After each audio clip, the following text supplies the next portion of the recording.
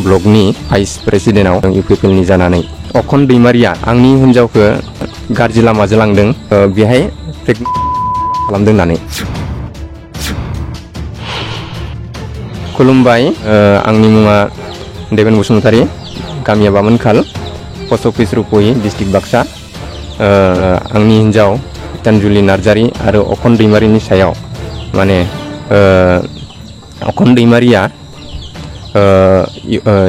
इउपिपिएलनि youth गांखंनि आफादगिरि होननानै आं मिथिना मोन्दों आरो गितानजुलि नार्जारीया सालबारि वुमेन सेलनि ब्लकनि भाइस प्रेसिडेन्टआव माने आइजो गांखंआव बिथांमोना खामानि मावगासिनो दं इउपिपिएलनि जानानै। दुखु गोनां बाथ्राया बिसोदि माने दिनैहाय बिथांमोना जयै खामानि मावनानै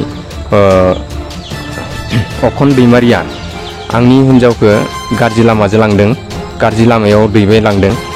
दिनैहाय बिथांमोना इउपिपिएल हानजायाव खामानि मावनानै दिनै गाज्रि लामाजों जे लांदों बे अखन दैमारिया, आं बिखौ गोसोजों ओरैबायदि दुखु फोरमायनो नागिरदों आङो।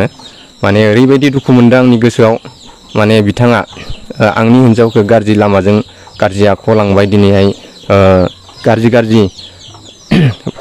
फन रायलायनायजों लोगोसे आथोनबो गेलेदों। बेनिफ्राय फन खालामै माने गारि होगोन, मटर होगोन, बाइक स्कुटि होगोन, बायदिसिना फैसा न' बां लुना होगोन होननानै बिथाङा लब देखायनानै आंनि हिन्जावखौ पार्टियाव दैबाय थादों। अखन दैमारिया आंनि हिन्जावखौ पार्टियाव लाफानानै खामानि मावनानै दिनैहाय गाज्रि लामाजों आगान सुरलांनानै दिनैहाय ओरैबायदि लामायाव लांदों, माने आंनि न'खरखौ सिलिंखार खालामदों, आंनि न'खराव सुख सान्ति गैयै खालामदों बिथाङा। दिनैहाय आं बाहेरायाव थाहैनायाव आं दंमोन, बेंगलराव दंहैयोमोन। बेंगलराव थाहैनायाव बिथाङा माने न'आव फैयै फुस्लाय लाङै बिथाङा गाज्रि लामाजों लांदों, आथोन गेलेनाय लामायाव बाहायदों। बिनिखायनो आं बिथांखौ जाहाथे पार्टिनि लिडारफ्रा जे बिथांखौ पार्टिनिफ्राय एरख'यो आरो पार्टियाव बिथांखौ जायगा होआ। जायगा होबाय थायोब्लाथाय बिथाङा बेफोरबायदिनो खामानि मावबाय थागोन, सोरबा हिन्जावफोरखौबो बेफोरबायदि गाज्रि लामायाव लांबाय थागोन।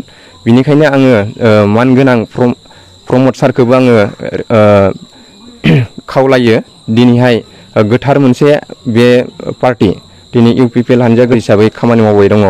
दा थिग बेफोरबायदि गाज्रि मानसिखौ लाफानानै जुदि खामानि मावो होमबाथाय पार्टिया बदनाम मोनगोन। बिनिखायनो आङो रायजोनि जानानै बुङो,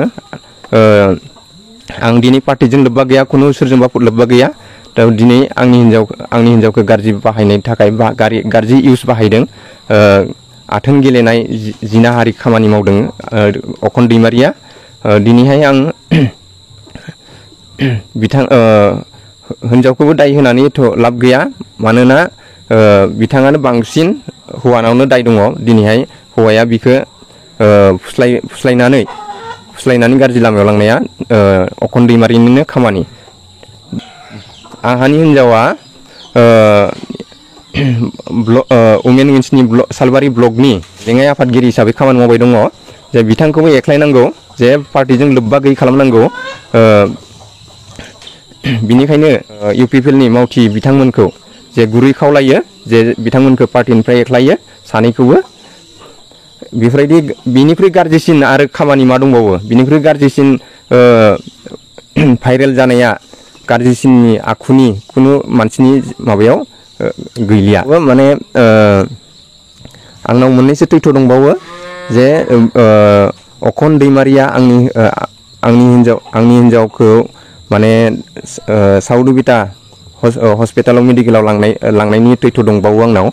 बिथाङा लांनानै बेहाय माने प्रेगनेन्सिनि वास खालामदों होननानै बुंदों। बेहाय आं मिथिना मोन्दों।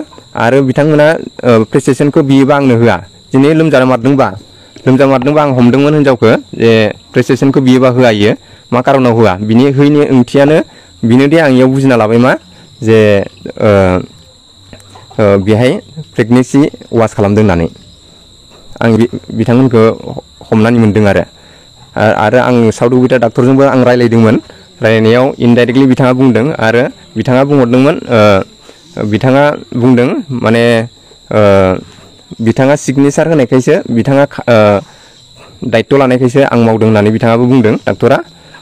बेनिफ्राय अखन दैमारिया गावनो साइन होदों होनदों आंनो हौवा होननानै गितानजुलिनि आंनो हौवा होननानै गावनो साइन होनानै होदों होननानै आं मिथिना मोन्दों। आंनि हिन्जावा न'आव गैबावा न'निफ्राय खारदों आंखौबो खोन्थालाङाखै रायलायलाङाखैबो सोरांस्लाब मोनियावनो खारलांदों बियो। दा न'खराव आंहा सान्थि गैया खुदियाखौबो लाना थांदों। दा इफोरबायदि अबस्था जादों। इनिफ्राय आङो बिथांखौ अखन दैमारिखौ जे बिथांखौ आं हुमखि होयो जे बिथांखौ आं दा बावैनो पुलिस एफआइआर होगोन आरो आंनाव रेकर्ड दङ बे रेकर्डखौ लानानै आङो एफआइआर होगोन आरो नोंथांमोननो आङो बेयाव अडिअ' रेकर्ड दं बे अडिअ' रेकर्डखौबो खोनासंहोगोन।